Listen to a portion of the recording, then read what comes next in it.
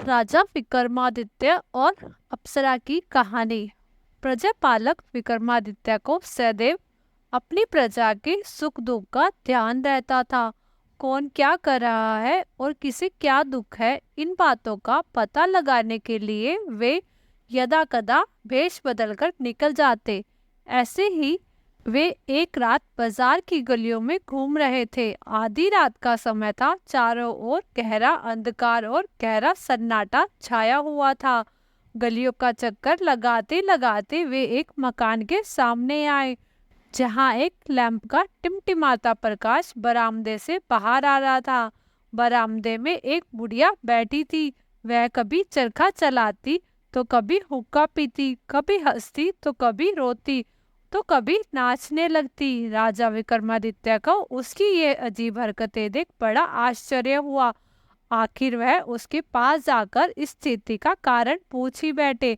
बुढ़िया बोली, मुसाफिर, तुम अपने रास्ते चले जाओ, मेरा दुख पूछकर तुम क्या ही कर लोगे। विक्रमादित्य कहने लगे, नहीं माँ, तुम निधड़क होकर मुझे बताओ, मैं तुम्हारे दुख को अवश्य ही दूर करूंगा। बुढ़िया बोली, मुसाफिर, अगर कोई मेरे दुख को दूर कर सकता है तो वो सिर्फ राजा विक्रमादित्य ही है। इसके अलावा और किसी के अंदर इतनी सामर्थ्य नहीं है। विक्रमादित्य बोले, मैं ही राजा विक्रमादित्य हूँ, तुम बताओ तो सही। बुढ़िया बोली, तुम्हें एक शर्त माननी होगी। अगर 6 मास के अंदर तुमने मेरे कार्य को पूर्ण नहीं किया तो 6 मास समाप्त होते ही तुम्हारी मृत्यु हो जाएगी, इसमें कोई संदेह नहीं है। विक्रमादित्य ने सहर्ष शर्त को स्वीकार कर लिया। बुढ़िया बोली, मेरा नौजवान बेटा और बहू अंदर कमरे में सोए थे। एक दिन जब मैं प्रातः उनको उठाने के लिए गई तो दोनों ही गायब थे। उनके बिस्तर पर सिर्फ बड़े बड़े पत्थर लेटे थे। यह रहस्य आज तक मेरी समझ में नहीं आया और तब से मेरा दिमाग सही से काम नहीं कर रहा। मेरी हालत पागलों जैसी हो गई है। अब तुम्हें 6 मास के अंदर मेरी बहू और पुत्र को अपनी प्रतिज्ञा के अनुसार वापस लाना होगा, अन्यथा 6 महीने होते ही तुम्हारी मृत्यु हो जाएगी। राजा ने बुढ़िया से विदाई ली और उसी रात अपनी राजधानी का परित्याग कर बुढ़िया के बहू बेटे की खोज में निकल पड़ा। घूमते घूमते कई दिन व्यतीत हो गए। भूख प्यास से भ्रमण करते करते उन्होंने दुनिया का एक एक कोना छान डाला, लेकिन कहीं भी उन दोनों का पता नहीं चला। एक रात वे एक नदी के किनारे पहुंचे। थकावट के कारण सारा शरीर चूर चूर हो रहा था, अतः नदी के तट पर लेट गए। नदी के किनारे की शीतल वायु लगते ही उनको नींद ने आ घेरा, लेकिन चिंता के कारण नींद भी कितनी ही देर रहती। रात के 12-1 बजे के करीब का टाइम था।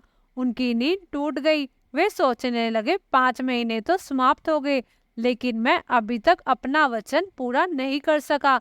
6ठा महीना समाप्त होते ही मेरी मृत्यु निश्चित है। इससे तो अच्छा है मैं स्वयं ही नदी में छलांग लगाकर अपनी जान दे दूं। ऐसा विचार आते ही विक्रमादित्य जी नदी की ओर चल पड़े। जो ही वे छलांग लगाने लगे, त्यों ही अंधेरे में कपड़े धोने की आवाज सुनाई दी। उन्हें बड़ा विस्मय हुआ कि इतनी रात कौन कपड़े धो रहा है। चलकर वहीं पहुंच गए जहां से कपड़े धोने की आवाज आ रही थी और धोबी से पूछा, अरे भाई, तुम्हें आधी रात के वक्त कपड़े धोने की क्या आवश्यकता आन पड़ी। धोबी बोला, महाराज, क्या करूं, हमारे यहाँ अनारकली नाम की एक लड़की है जिसने आज तक सूर्य का मुख नहीं देखा, दूसरों को तो देखना ही कहाँ। उसके जितने भी काम होते हैं वे रात को ही किए जाते हैं, यहाँ तक कि उसके कपड़े भी रात को ही धोकर सुखाने पड़ते हैं। ऐसी अजीब बात सुनकर राजा को बड़ी हैरानी हुई। वो वापस आकर अपने स्थान पर लेट गए और बड़ी देर तक सोचते रहे, लेकिन यह गुत्थी सुलझी नहीं। वे सोचने लगे, एक तो मैं ऐसे ही दुखी हूँ, फिर इस झंझट में पड़ने से क्या लाभ। अतः अब तो मुझे डूबकर छुटकारा ले ही लेना चाहिए।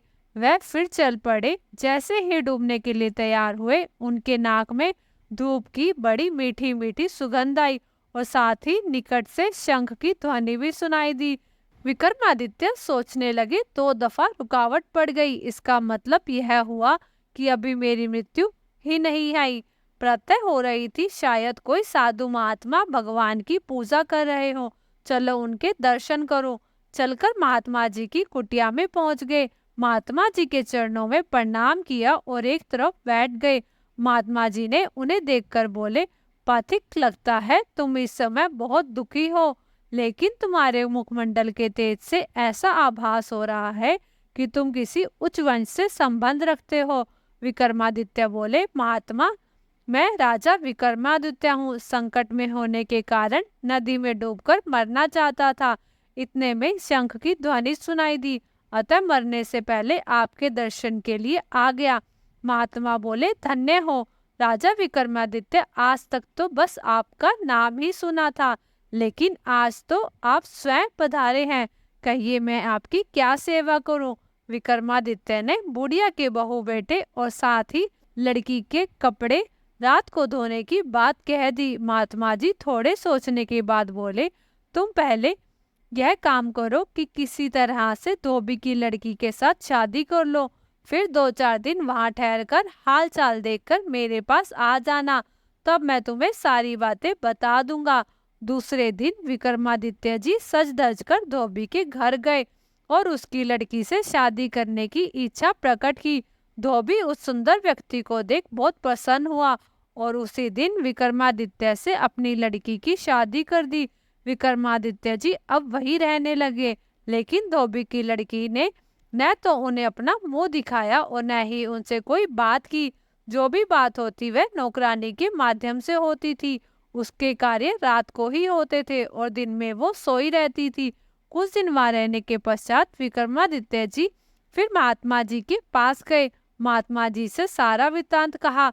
महात्मा जी बोले, अब अपना काम बना ही समझिए। वास्तव में धोबी की लड़की अनारकली इंद्र राजा की परी है। वह रात को जाकर इंद्र की सभा में नृत्य करती है। बुढ़िया की बहू और बेटा भी वहां पर रसोइये का काम करते हैं। मैं तुम्हें 3 दिन के लिए 3 गोलियां दूंगा। एक एक गोली प्रतिदिन रात को मुंह में डाल लेना। उसके प्रभाव से रात को तुम्हें कोई नहीं देख सकेगा। बस फिर रात को उसी के पीछे पीछे चले जाया करना। वहां अपने उद्देश्य में सफलता प्राप्त करना तुम्हारे ऊपर निर्भर करता है।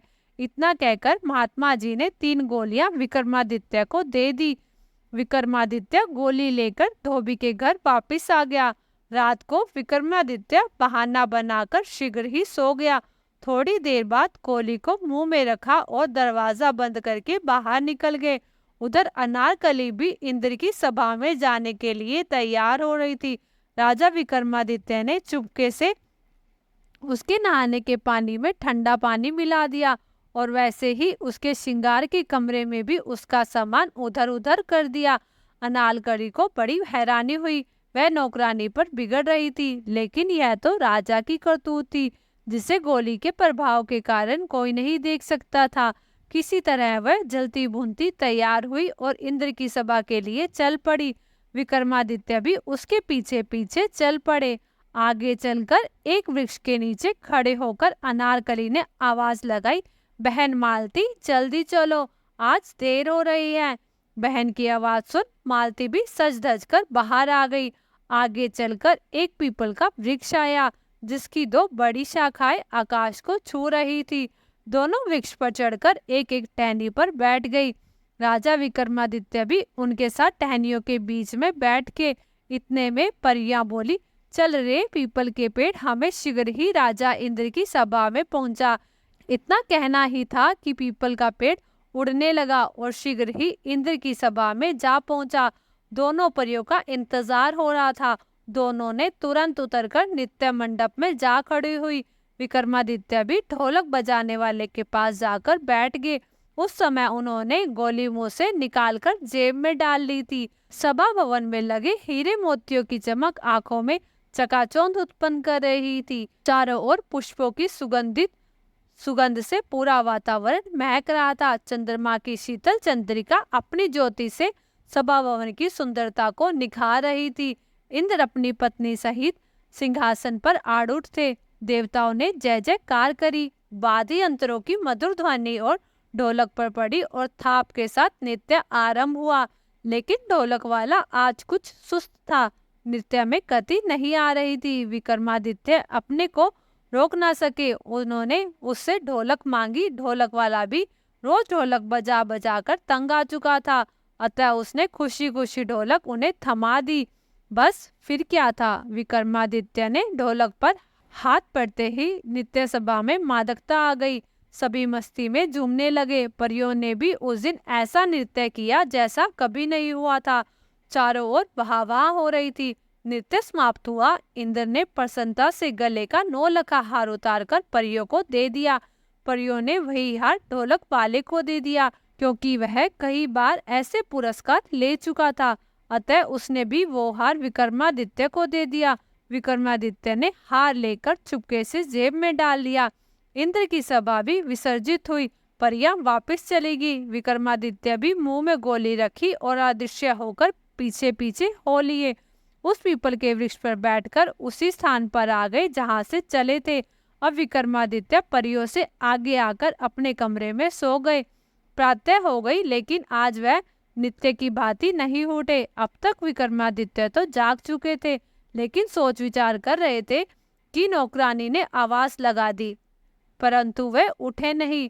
उसने फिर झंझोकते हुए कहा, महाराज उठिए, सुबह हो गई है। विक्रमादित्य जी ने आंखें मलते हुए उससे कहने लगे, ओहो, तुमने तो बहुत अनर्थ कर दिया। मैं आज एक बहुत ही सुंदर सपना देख रहा था। पास खड़ी अनारकली ने नौकरानी को इशारे से सपने के बारे में पूछने के लिए कहा। नौकरानी बोली, महाराज कैसा स्वप्न था? विक्रमादित्य बोले, ऐसा लगता है जैसे मैं आज इंद्र राजा की नृत्य सभा में गया था। वहां मैंने बहुत सुंदर ढोलक बजाई। इंद्र बहुत प्रसन्न हुआ और इनाम में मुझे 9 लखा हार मिला। मैंने उसे लाकर अभी सामने वाली अलमारी में रखा था, जरा तुम जाकर देखो तो सही। नौकरानी को आज्ञा माननी पड़ी। उसने अलमारी खोली और सचमुच ही वहां पर हार चमक रहा था। अनारकली के आश्चर्य का अब कोई ठिकाना न रहा। दिन व्यतीत हुआ, शाम आई। आज रात को फिर विक्रमादित्य ने इंद्र की सभा में प्रवेश कर पिछले दिन से भी अधिक सुंदर ढोलक बजाई। इंद्र ने परियों को सोने की थाली में 32 व्यंजन जो 36 प्रकार से बने थे पुरस्कार के रूप में दिए। परियों ने यह सोचते हुए कि सारा कमाल तो ढोलक वाले का है, और वो थाली उसको दे दी। उसने भी वो थाली विक्रमादित्य को दे दी। विक्रमादित्य पिछले दिन की तरह शीघ्र आकर अपने बिस्तर में सो गए। प्रातः भी काफी देर तक सोए रहे। आज फिर जब नौकरानी ने उन्हें उठाया तो वो बोले, अरे मूर्ख, आज तो तूने मेरा सारा कार्य ही बिगाड़ दिया। आज तो मुझे कल से भी अधिक सुंदर स्वप्न दिखाई दे रहा था। आज मैंने इंद्र की सभा में कल से भी अधिक सुंदर ढोलक बजाई। इस पर उन्होंने मुझे प्रसन्न होकर सोने की थाली में 32 व्यंजन जो 36 प्रकार से बने थे भेंट किए। मैं उस थाली को लेकर अलमारी में रख ही रहा था कि तूने मुझे जगा दिया। जाओ देखो वहाँ है या नहीं। सचमुच वहाँ थाली व्यंजनों से भरी पड़ी थी। पास ही अनारकली खड़ी थी। उसे काटो तो खून नहीं। उसकी समझ में यह रहस्य नहीं आ रहा था कि सारा दिन उधेड़-बुन में बीत गया। अंत में हार कर शाम के समय वो राजा से बोलना ही पड़ा, महाराज, मेरी समझ में ये रहस्य नहीं आ रहा। सच सच बताइए, आपने यह सब कैसे किया? विक्रमादित्य ने अपना सारा भेद बताकर बुढ़िया के बहू बेटे की भी कहानी सुनाई। अनारकली यह सुनकर बहुत प्रसन्न हुई कि यही राजा विक्रमादित्य हैं। उसने कहा, आज आप फिर चलिए और ढोलक बजाने की सारी कला को सभा में उड़ेल दीजिए। जब इंद्र बहुत प्रसन्न हो जाएंगे और कुछ मांगने को कहे तो 2 वचन मांग लेना, एक में मुझे और दूसरे में बुढ़िया के बहू बेटे को जो वहाँ रसोइये का काम कर रहे हैं। रात होने पर विक्रमादित्य जी फिर सभा में पहुंच गए। आज तो उन्होंने जो ढोलक बजाई उसका तो कहना ही क्या। परियों ने भी ऐसा सुंदर नाच किया कि चारों तरफ वाह वाह हो उठी। इंद्रवस्ती में सुध-बुध खो बैठे। नृत्य समाप्त हुआ। इंद्र ने परियों से कुछ मांगने के लिए कहा। परियों ने कहा, महाराज, आपको कुछ देना है तो ढोलक वाले को ही दे, ये तो सब उसी का कमाल है। ढोलक वाला बोला, महाराज, आजकल तो कोई और ही ढोलक बजाता है, आपको कुछ देना है तो आप उसे ही दें। विक्रमादित्य से पूछा गया तो उन्होंने 2 वचन मांगे, एक वचन में अनारकली और दूसरे वचन में बुढ़िया की बहू बेटे को। जो वहाँ रसोइये का काम कर रहे थे। इंद्र को यह जानकर बड़ी प्रसन्नता हुई कि यही राजा विक्रमादित्य है। उन्होंने अपने वचन को पूरा किया। इस तरह राजा विक्रमादित्य 6 मास के भीतर ही अनारकली और बुढ़िया की बहू बेटे के साथ अपनी राजधानी वापस पहुंच गए। बुढ़िया के बहू बेटों को उसके पास पहुंचाया और अनारकली के साथ अपने महल में लौट आए। सारी राजधानी में खुशियां मनाई गई और विक्रमादित्य फिर सुखपूर्वक राज करने लगे। दोस्तों, आपको ये कहानी कैसी लगी कृपया कमेंट करके ज़रूर बताएं। वीडियो अच्छा लगा तो वीडियो को लाइक करें और ऐसी ही कहानियाँ और किस्से सुनने के लिए हमारे चैनल को सब्सक्राइब ज़रूर करें। धन्यवाद। हमेशा हंसते रहिए, मुस्कुराते रहिए। राधे राधे।